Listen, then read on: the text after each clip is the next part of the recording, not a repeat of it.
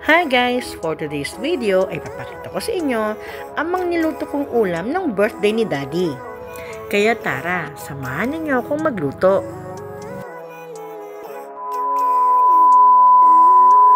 Ang lulutuin ko naman po for today ay menudo. Pero this time, yung menudo ko ay walang tomato sauce. So, menudong puti po siya. So, same, halos pareho lang ng ingredients. Meron ako ditong kasim, tapos meron akong hotdog.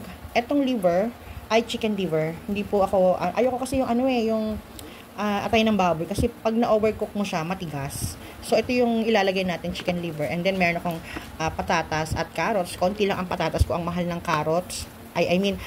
Maraming patatas, konti ang carrots. Ang kilo ng carrots ay 200. Kaya, tama na muna yan.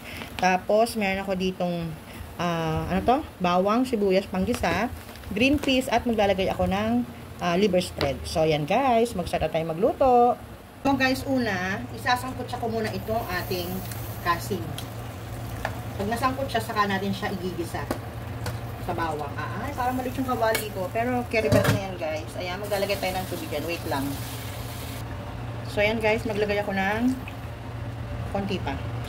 Ayan. Bali, isang basong tubig yung, guys, nilagay ko. So, hayaan muna natin siyang kumulo. Patutuyuan natin yan. And then, magigisa tayo, ha? So, guys, habang nakasalang yung ating menudo, ito, papakita ko sa inyo yung binabad ko kagabi. Nagbabad ako ng, hindi ko lang na-videohan ng baby back ribs. So, sorry. Ayan. Ito, ayan. Pina-chop ko siya ng ganyang kaliliit. Nakikita ko to sa Facebook madalas eh.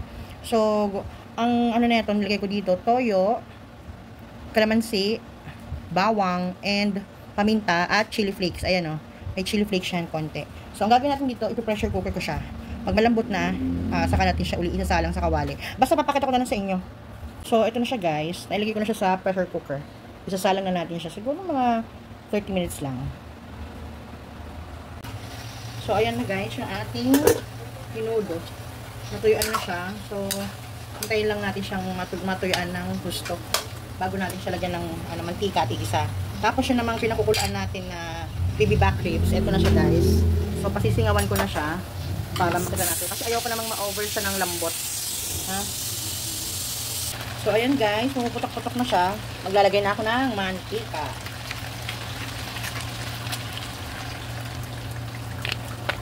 Medyo isasangkot siya muna siya natin guys bago ko ilagay yung ang tawag doon, bawang at sibuyas natin.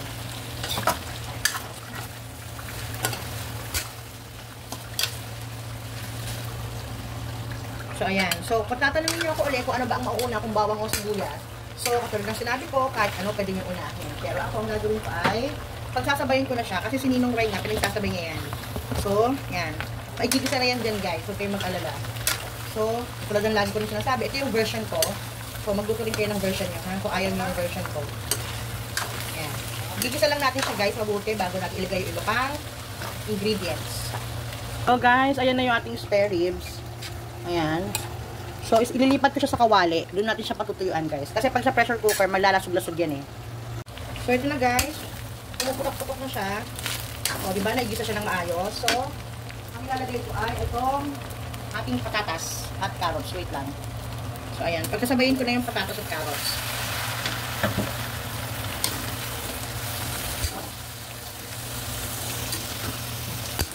Igisa lang natin ito mabuti guys, ha?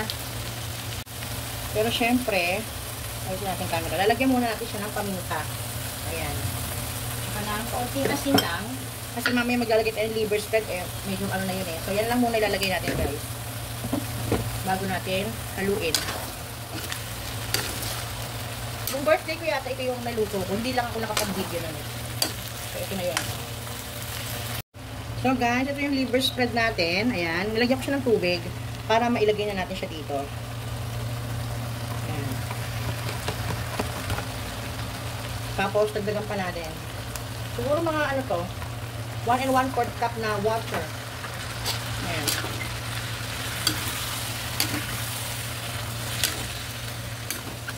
Nakita ko to guys kay Chef Tato. So, ginaya ko siya. So, dahil nga sabi ko sa inyo, gaya-gaya ako. Ginaya ko yung luto ni Chef Tato. Pero hindi ko lang matandaan kung may kamatis yun. Hindi na ako naglagay ng kamatis.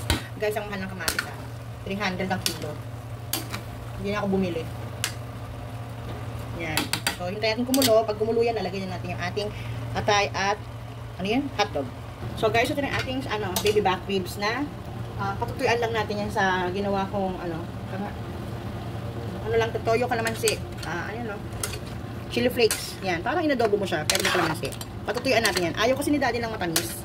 Alam niyo yun, di ba meron tayong nakikita yung mga niluto adobo matamis. Ayaw ni daddy yun. So ito yung lulutuin natin yung gusto niya. Patutuyuan lang natin yan hanggang sa magmantika, and then okay na siya. Okay? Ito naman yung ating menudo. Ilalagay ko na yung atay ng manok. Yan. Bango guys. Alam niyo, wala akong meron akong bell pepper. Iisa lang. Mahal kasi ng bell pepper guys. Grabe. 900 ang kilo kanina. Meron ako dyan maliit lang para sa kaldereta. Hatiin ko na lang para magkaroon ng konting aromang yung ating menudo. Mahal ng bell pepper. Lalo yan sa New Year guys. Tapos ilagay na rin natin yung ating hotdog para maluto. Kasi yung iba piniprito muna. Ako ayoko. Yan.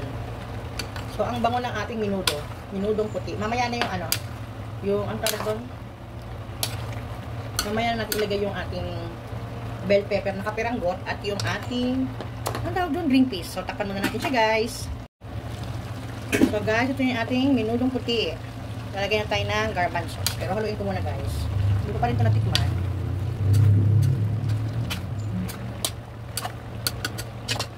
So konti lang kasi yung garbanzos ay yung natin, green peas pala, hindi pala garbanzos. Tapos yung ating bell pepper, kalahati lang. Ito yun ganito lang kaliit. So hinati ko ito para sa kaldereta natin mamaya. Haluin ulit natin. Hindi ako maglalagay ng pasas kasi ayaw ng mga anak ko nang may pasas. So guys, tinikman ko siya makabang. Maglagay tayo ng kaunting asin. So ayan, mga alanganing isang kutsarita. Wala kasi akong patis. Bibili nga ako ng patis mamaya. So takpan na natin. So guys, ayan, luto na yung ating menudo. Ang bango guys. Ganun.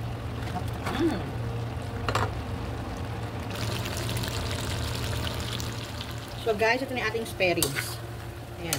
Natuyuan na, diba?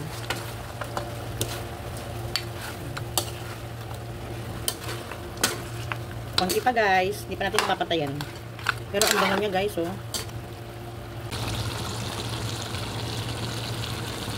So guys, ito na yung ating spare ribs. Luto na siya guys. Ayan. Hindi ko mahalo magbuti guys. Pero nahalo ko na yan kasi hawak ko yung cellphone ko So, okay na ito guys. Ang sarap niya guys, promise. So, ano ba? Ang tawag daw yung meat niya nalalamig sa bones. Diba? Next. So guys, ito naman yung ating ang tagal na ba natin piniluluto? Pangatlo pa lang to guys. Alas 12 na. So, ito yung gagawin nating sisig. So, hindi ko alam kung lahat ito ay sisig o hahatiin ko sa tokwat baboy. So, hintayin natin magising si daddy. Tulog pa kasi si daddy Pero, parang sisig ko na lang to lahat. And then, yung tokwa, baka gawin nating tofu square. Pero, depende pa rin kay daddy. Basta ito, ipiprito muna natin. So, mamaya natin malalaman kung ito ba ay lahat pang sisig o hahatiin natin sa tokwat baboy at sisig. So, guys, di ba sabi ko kanina magkakaldereta ako. So, nagbago isip ko, hindi na ako magkakaldereta kasi meron naman tayong menudo. So, ang gagawin ko, yung binili ko na ganito, ribs siya. Ginawa ko, binabad ko na lang siya sa toyo, kalamansi, chili flakes, tsaka Sprite. So, gagawin natin yung parang ganito. Ganito, Ayan, spare ribs, ay yung baby back ribs na pinatuyuan. So, eto kasi, toyo, kalamansi lang. Eto naman kasi, meron siyang Sprite. Kumbaga, meron siyang konting tamis. Kasi si daddy ayaw nga niya ng matamis na mga pagkain. So, ito, parang ginawa natin sa baby back ribs, pakukuluan lang natin siya ng pakukuluan, patutuyuin natin hanggang lumabas yung sarili niyang mantika. Yan, masarap to guys. Promise. Hindi ko pa natikman pero masarap to. Syempre, luto ko yan, kaya alam ko masarap. So, tara na guys, magluto na tayo. So, ito na siya guys. Patutuyuan natin to. Hindi ko na siya i-pressure cooker kasi konti lang naman siya, tsaka hindi naman siya madali siya lumambot. So, patutuyuan lang natin yan. Tapos, pag mamantikain natin. Tapos yun na, tapos na, di ba? So, guys, ito na siya. Luto na siya, malambot na rin siya at masarap. Syempre, luto ko kaya masarap. So guys, ito naman yung ating gagawing lulutuing fried chicken. So ito, binabalang ko lang siya ng salt and pepper and then naglagay ako ng egg dito. Yan. Tapos, ito naman, dito natin siya isa-sausaw. Ito harina lang. Hindi na ako naglagay ng cornstarch. Harina lang to. Tapos, nilagyan ko siya ng salt and pepper tsaka magic. So, yan guys. Isasawsaw natin dito yung ating chicken. So, tama na yung ano. Ito yung classic na timpla ko talaga ng chicken. Hindi na ako nagdagdag ng anik-anik pa. So, ayan. Excuse me. Yan. Sausaw natin dito guys. Tapos, idediretso na natin ito doon sa ano, init na mantika.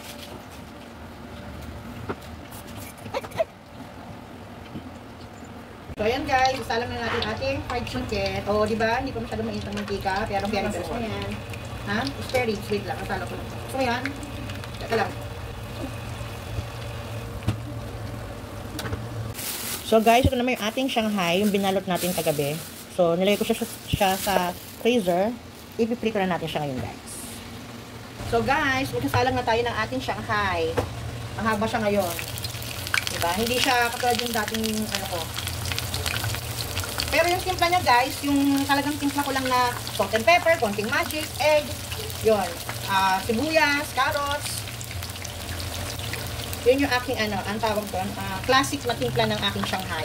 Kasi minsan naglalagay ako ng cheese. Pero ayaw kasi ni Daddy yung may mga ganung mga ricotitos ba. So balikan natin siya pag luto na. So guys, magluluto naman ako ngayon ng pancit canton. So ayan.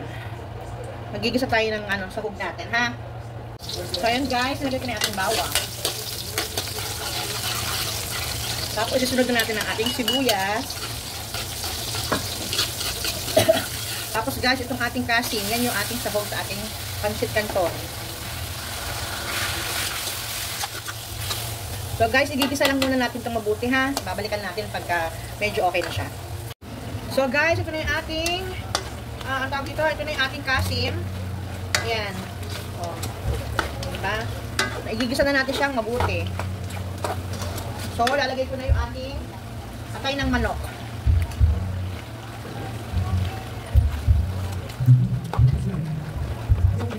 So, babalikan ulit natin siya mamaya, ha? So, guys, ito na, oh. Haluin muna natin, ha? So, hindi pa yan ito, guys. Konti pa. Guys, lalagay ko na yung carrots.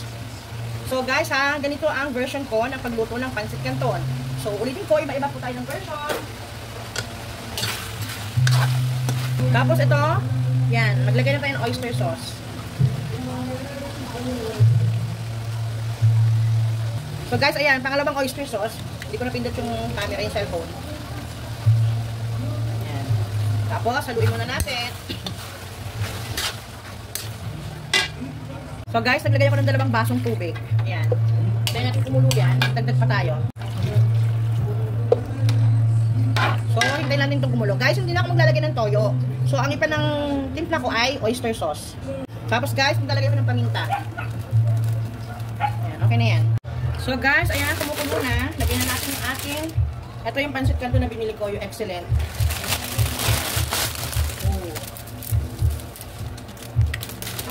Hindi ko alam kung kasi yung tubig ko parang kulang.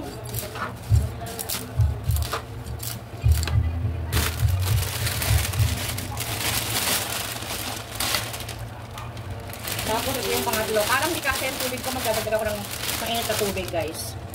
Ayan. Guys, ito na yung ating pansit. Oh, di ba? Kala ko kulang yung tubig. Pero nagdagdag ako ng ano, 1 basong tubig na mainit. Pero hindi pa tulog to guys. Kasi masarap sa pancit canton yung medyo saucy siya eh. Di ba? Ayan. Kailangan natin haluin mabuti.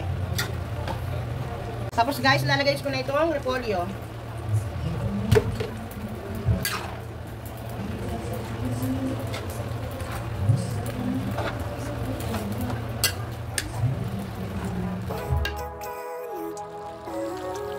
Ito na po ang mga pagkain niluto ko.